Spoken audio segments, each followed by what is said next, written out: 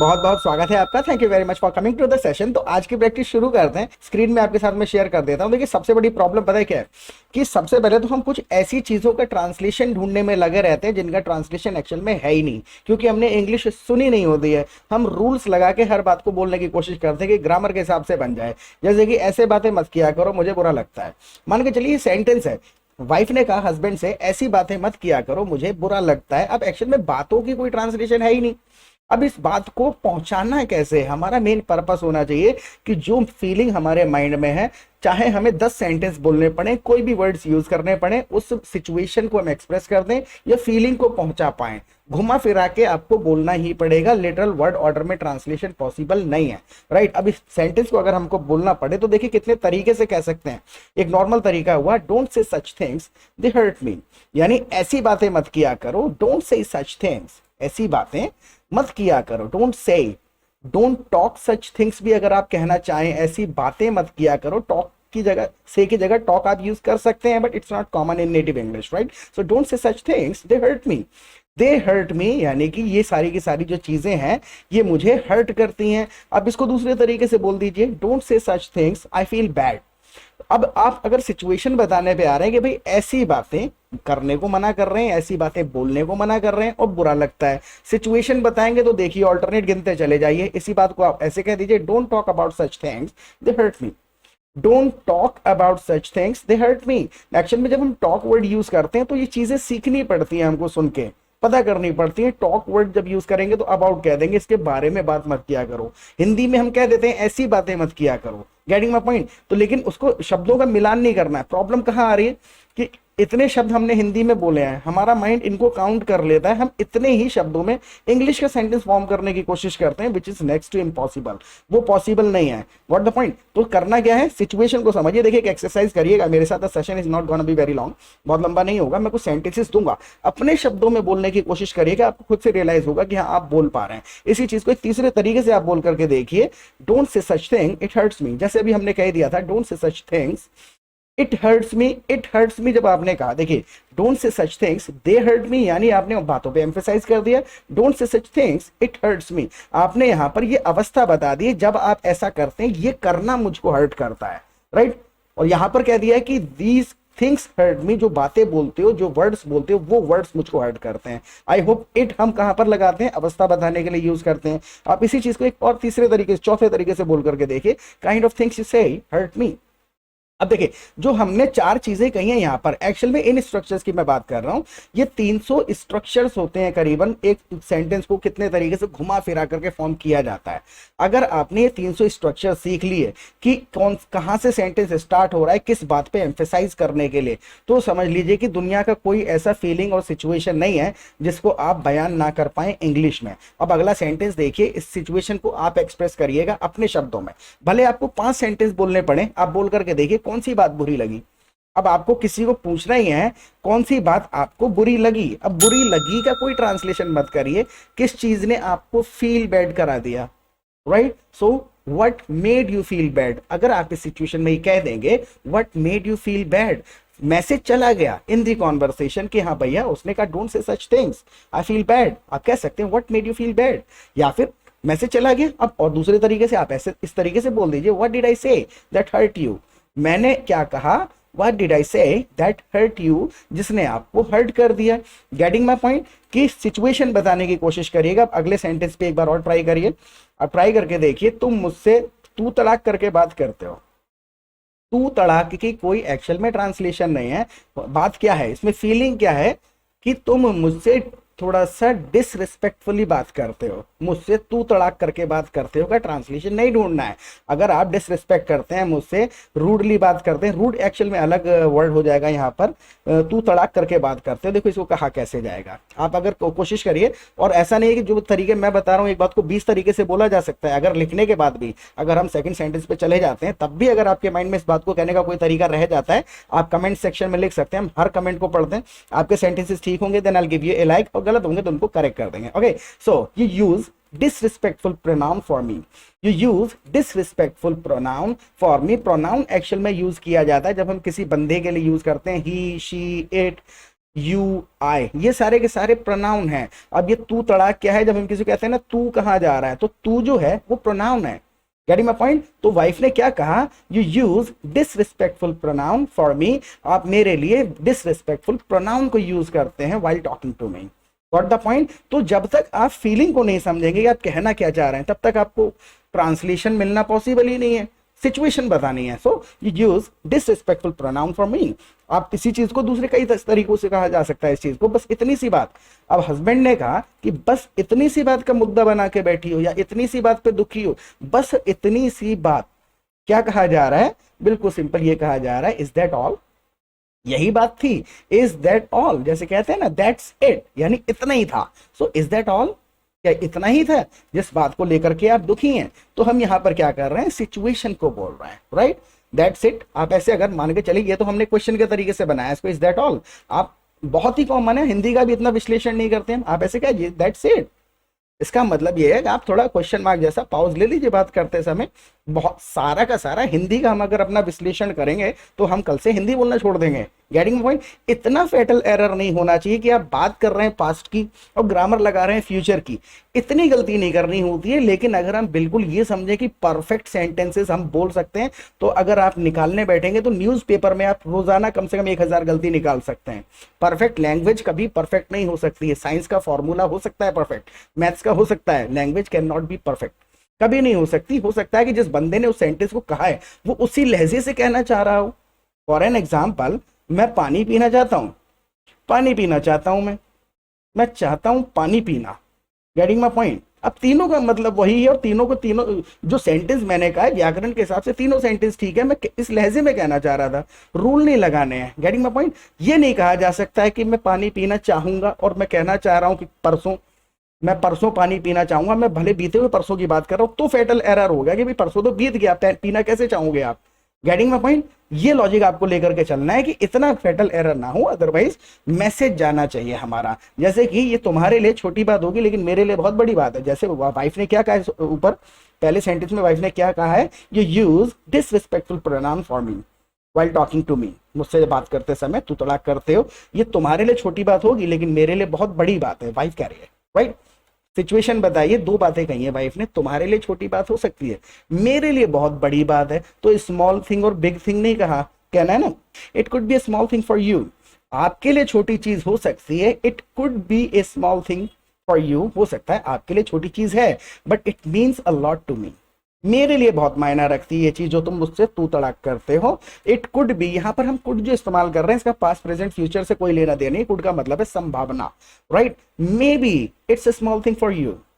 May be से आपने start कर दिया। Perhaps this is a small thing for you, perhaps you don't consider this. जब आपको बताना आ गया कि आप किसी चीज पे गौर नहीं कर रहे हैं, इस बात को कहना चाहेंगे maybe you don't focus on this, right? Maybe you don't think about it but it means a lot to me. जब सिचुएशन बताएंगे तो बहुत ऑल्टरनेट्स हैं, लेकिन जो ऑल्टरनेट जितने भी हैं वो सारे के सारे 300 में से ही एक है, 300 से ऊपर नहीं होता structure, right? So it could be a small thing for you but it means a lot to me. मेरे लिए बहुत ज्यादा ये मैटर करता है, it matters a lot to me, right? ये मेरे लिए बहुत ज्यादा मैटर करता है। तो कुल मिलाकर के करना क्या है कि सिर्फ सुनना नहीं है, हर सेंटेंस को मेरे साथ हो सके तो रिपीट करते चलिए, क्योंकि कहाँ टू लगा रहे हैं, कहाँ फर्स्ट फॉर्म ऑफ वर्ब लगा रहे हैं, ये चीजें भी देखना बहुत इंपॉर्टेंट है। क्योंकि होता क्या है, सुनते समय तो हम स्टोरी बना लेते हैं, लेकिन बोलते समय हमें एक एक शब्द अपनी सही जगह पे बोलना पड़ता है और उसका प्रॉपर फॉर्म ऑफ वर्ब भी हमको लगाना पड़ता है, तो फिर हम अटक जाते हैं। ठीक है, आज से तुम्हें आप करके बात करूंगा। अब ये बात आपको बतानी है, लेकिन उससे पहले अगर आप हमारे चैनल पे पहली बार आए तो प्लीज चैनल को सब्सक्राइब कर लीजिएगा। 250 से ज्यादा वीडियोस ऑलरेडी अवेलेबल है हमारे चैनल पे, सारे नहीं देखने पड़ेंगे, 15-20 वीडियोस देखेंगे, लॉजिक ऑफ स्पोकन इंग्लिश समझ में आ जाएगा, ट्रांसलेशन की आदत धीरे धीरे छूटने लग जाएगी, सिचुएशन के हिसाब से सेंटेंसेस फॉर्म करने की आदत डालनी है बस। और आप हमारी लाइव क्लासेस भी अटेंड कर सकते हैं। देखिए लाइव क्लासेस के दो फायदे होंगे, बहुत बड़े फायदे हैं। हजारों रुपए जिस चीज के लिए चार्ज किए जाते हैं अलग अलग प्लेटफॉर्म पे, वो आपको यहीं पर मिल जाएगा बहुत ही मिनिमल अमाउंट में। सबसे पहले तो हम आपको अपने कम्युनिटी, अपने ग्रुप में ऐड करेंगे, जहां पे आप दूसरे पार्टिसिपेंट्स के साथ रियल सिचुएशन में प्रैक्टिस कर पाएंगे, which is most important part of learning. Real situation में बात नहीं करेंगे तो पता ही नहीं चलेगा सिचुएशन में कहा क्या जाना है। ट्रांसलेशन से 10% इंग्लिश बोली जाती है, 90% of the English is spoken its own way, अपने तरीके से बोली जाती है। सिचुएशनल होती है वो सारे के सारे फ्रेजेस, सेंटेंसेस, वर्ड्स, राइट? तो ग्रुप में जब आप बातचीत करेंगे 300-400 लोगों के साथ में ना, तो एक बात को जो अल्टरनेट हम यहाँ कह रहे हैं उन्हीं उसी तरीके से एक बात को कहने के अलग अलग तरीके पता चलेंगे कि कौन बंदा किस सेंटेंस को किस तरीके से फॉर्म कर रहा है, राइट। सारा गेम एटमॉस्फेयर का है, तो वहां पर आप चैटिंग कर सकते हैं, फोन पे बात कर सकते हैं जब भी आपको टाइम मिलता है। फ्रेंड्स बन जाते हैं तो गूगल मीट, जूम पे अपना मीटिंग स्टार्ट करिए, ग्रुप में लिंक डाल दीजिए। लोग यही करते हैं, पूरा दिन एक दूसरे को इन्वाइट करते रहते हैं। सब कन्वीनियंट टाइम के अकॉर्डिंग आपको प्रैक्टिस पार्टनर्स मिल जाएंगे जिनके साथ आप जब चाहें प्रैक्टिस कर सकते हैं। हर कोई अच्छी इंग्लिश बोलता है, बेसिक इंग्लिश वाले ज्यादातर लोग नहीं होते हैं हमारे ग्रुप में, तो आपको प्रैक्टिस करने में मजा आएगा। और शाम को फिर हमारी लाइव क्लासेस होती है, तो वहां पर भी we simply come together every evening and we discuss some complicated grammatical rules and sentence structures for 2 hours. 2 घंटे डिस्कशन करते हैं कि इस बात के ऑल्टरनेट्स क्या हैं, किस तरीके से कहा जा सकता है इंग्लिश में, या फिर इंग्लिश का कोई सेंटेंस है इसको इस तरीके से क्यों कहा जा रहा है, दूसरे तरीके से क्यों नहीं कहा जा रहा है। थोड़ा सा डीपली जब कॉन्सेप्ट्स को समझेंगे, 15-20 दिन लगेंगे, डाउट्स क्लियर हो जाएंगे। सेंटेंसेस को आदत में डालने के लिए प्रैक्टिस पार्टनर्स मिल जाएंगे। अनलिमिटेड प्रैक्टिस है, छोटा सा मिनिमल अमाउंट चार्ज करते हैं रजिस्ट्रेशन के नाम पर, कोई मंथली फीस चार्ज करते नहीं है, तो कोई महंगा कोर्स खरीदने की जरूरत नहीं है। लाइव क्लासेस में आइए और let's get back to it now. ठीक है, आज से तुम्हें आप करके बात करूंगा। तो देखिए वहां तू करके बात कर रहे थे तो क्या कर रहे थे, डिसरिस्पेक्टफुल प्रोनाउन यूज कर रहे थे, यहां पर रिस्पेक्टफुल प्रोनाउन यूज कर लेंगे। ठीक है, आज से तुम्हें आप करके बात करूंगा। ऑल राइट, स्टार्टिंग टुडे, जब भी कोई काम मैं आज से करूंगा, all right, starting today I use a very respectful pronoun when addressing you. When addressing you का मतलब है जब आपको संबोधित करूंगा। एड्रेस करना मतलब होता है संबोधित करना। उसने जब बातचीत ही चल रही है ना सिचुएशन में, तो उन्होंने बहुत ज्यादा फॉर्मली बड़ी इज्जत के साथ इस सेंटेंस को आए, all right, starting today I will use very respectful pronoun when addressing you, जब आपको संबोधित करूंगा, राइट। अब इसको शॉर्ट करके फिर बोल दीजिए, आपको स्ट्रक्चर पता है बिल्कुल सिंपल तरीके से। All right, today onwards, today onwards, today onwards का मतलब ये आज शुरू होगा और आज के बाद रोजाना। So today onwards I will be using respectful pronoun for you, right. या फिर starting today I will be using respectful pronoun for you, या फिर I will be using respectful pronoun while addressing you. Got the point? So घुमा फिरा करके sentence वही सारे के सारे रहेंगे। I hope you repeated this sentence after me. एक बार रिपीट कर लीजिए, याद हो जाएगा ये वर्ड क्यों यूज किए जा रहे हैं, कहां पर, राइट। वैसे मैं तुमसे ऐसे बात तुम्हारी बेइज्जती करने के लिए नहीं करता हूं। मैं तुमसे इस तरीके से जो बात करता हूं तुम्हारी बेइज्जती करने के लिए नहीं करता हूं। अब यहां पर मैं कुछ नहीं करता हूं और पर्पस बताइए, तोड़ तोड़ के सिचुएशन को समझाना है। आई होप आप बोल पाएंगे, बोल करके देखिए। बाय द वे कह दीजिए, वेल कह दीजिए, एनीवे कह दीजिए, तीनों में सब्टल सा डिफरेंस है, कई बार बता चुके हैं। एग्जिस्टिंग जो लोग कंटिन्यूअसली देखते हैं वो बोर हो जाएंगे। So by the way, I don't talk to you like this to disrespect you. I don't talk to you like this, किस लिए, टू डिसरिस्पेक्ट यू, मैं ऐसे बात नहीं करता हूं डिसरिस्पेक्ट करने के लिए। By the way, I don't talk to you like this to disrespect you. I hope you got the point. यानी ऐसे बेइज्जती करने के लिए बात नहीं करता हूं। मैं तुम्हें छोटे बच्चे की तरह देखता हूं, इसलिए ऐसे बात करता हूं। मैं तुम्हें छोटे बच्चे की तरह देखता हूं। ट्राई टू अंडरस्टैंड, वहां पर फिजिकली देखने की बात नहीं हो रही है। आई कंसीडर यू ना, राइट। अब कंसीडर करते हैं, आप किसी को समझते हैं अपनी नजर में, आप किसी को मानते हैं छोटा बच्चा। मैं तुम्हें छोटा बच्चा समझता हूं, मानता हूं, बच्चे की तरह देखता हूं। सबका मतलब क्या है, एक्सपीरियंस की बात हो रही है, राइट। अब देखिए कितने तरीके से बता सकते हैं। I just consider you as a child, I just consider you as a little child, I just consider you as a small child. Little child, small child दोनों कहे जा सकते हैं। That's why I talk to you like this, इसलिए मैं तुमसे ऐसे बात करता हूं। I consider you as a small child, that's why I talk to you like this, इस वजह से मैं तुमसे ऐसे बात करता हूं। या फिर आप ऐसे बोल करके देखिए, I just take you as a child, I just take you as a child, मैं आपको बच्चा समझता हूं, बच्चे के तरीके से ट्रीट करना चाहता हूं। I just treat you as a child, that's why I talk to you like this. तो आई होप कि इतना उसमें डीप डाइव करने की जरूरत नहीं है, वर्ड्स तो रिलेटेड आप यूज कर ही सकते हैं। सेंटेंस का स्ट्रक्चर समझ आ जाना चाहिए बस। अब एक और सेंटेंस देखिए, इसके आप बना करके देखिए मुझसे पहले। क्या आप मेरे लिए खाना निकाल दोगी? अब खाना निकालने की कोई ट्रांसलेशन नहीं है, फीलिंग को समझिए क्या कहना चाह रहे हैं। क्या आप मेरे लिए खाना निकाल दोगी? अगर हम निकालना यूज करने लगेंगे इंग्लिश में तो मजा ही नहीं आएगा, सेंटेंस बनेगा नहीं, राइट। सिंपल बोल के देखिए, could you please serve the food for me, could you please serve the food for me. तो होता क्या है कि जब आप इंग्लिश में बात करने की कोशिश कर रहे हैं तो आपको इमेजेस बनाने पड़ेंगे माइंड में। आदत में फिर धीरे धीरे आ जाएगा। स्टार्टिंग में क्या करना है, जो भी बात है इमेजेस बनाइए, उस सिचुएशन को कौन कौन से शब्दों से एक्सप्लेन किया जा सकता है, ये करना पड़ेगा। ओवर द नाइट नहीं होगा, बिल्कुल भी नहीं होगा। कोई आपको कहे 15 दिन में इंग्लिश में फ्लुएंट बना दूंगा, मेरा कोर्स ज्वाइन कर लो, ये सब बेकार की बातें। कॉन्सेप्ट्स क्लियर किए जा सकते हैं। सारा का सारा गेम आपके ऊपर है, कितनी आप प्रैक्टिस करते हैं, कितनी जल्दी जल्दी उन सेंटेंसेस को अडॉप्ट करते हैं, सिचुएशन के साथ कनेक्ट करते हैं, राइट। वो कैसे होगा? Only by listening to the English of others. तो हमारे ग्रुप में होता यही है कि पूरा दिन कॉन्वर्सेशन चलते रहते हैं, तो भले आप पार्टिसिपेट नहीं कर रहे हैं, ऐसा नहीं है कि प्रैक्टिस करने के लिए आपको आधा घंटा स्पेशली बैठना पड़ेगा। ग्रुप में पूरा दिन जब सेंटेंसेस आते रहते हैं ना, पॉप करते रहेंगे, तो आपको खुद से पढ़ पढ़ के समझ आ जाएगा। अच्छा ये बात चल रही है, इस सिचुएशन में सेंटेंस इस तरीके से बनाया बंदे ने, सही बनाया है कि गलत बनाया है। जब आप गलत इंग्लिश का साथ के साथ पढ़ेंगे और अच्छी पढ़ेंगे, इफेक्टिव पढ़ेंगे, इडियोमेटिक सेंटेंसेस पढ़ेंगे, तो पता चल जाएगा, चयन करना आ जाएगा कि कौन सा ज्यादा सूटेबल साउंड कर रहा है, कौन सा काम चलाऊ साउंड कर रहा है और कौन सा बिल्कुल ही गलत है, राइट। तो तीनों कैटेगरी के सेंटेंसेस आपको यहाँ पर देखने को मिलते हैं। और जब भी मन करता है फोन पे बात करेंगे तो आदत में आ जाएंगे सेंटेंसेस, राइट। सो ऐसे बात मत करो, तू करके ही बात करो। अब आपको यहाँ कहना है ऐसे बात मत करो, तू करके ही बात करो। देखो मेरी बात को फिर से आप समझिएगा, जब तक आप फील नहीं समझेंगे, फीलिंग नहीं आएगी, तब तक मीनिंग नहीं आएगा सेंटेंस में। ऐसे बात मत करो, तू करके बात करो। अगर हम ऐसे कह दें, don't talk to me like this, talk to me disrespectfully, तो मीनिंग बदल गया।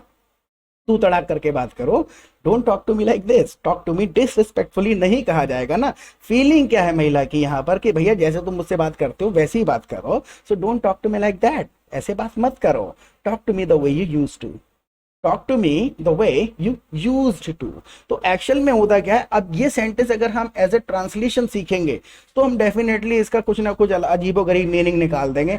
तो सिचुएशन में सेंटेंसेस को प्रैक्टिस करना बहुत ज्यादा काम आएगा, लॉजिक ऑफ स्पोकन इंग्लिश को समझने में हेल्प करेगा।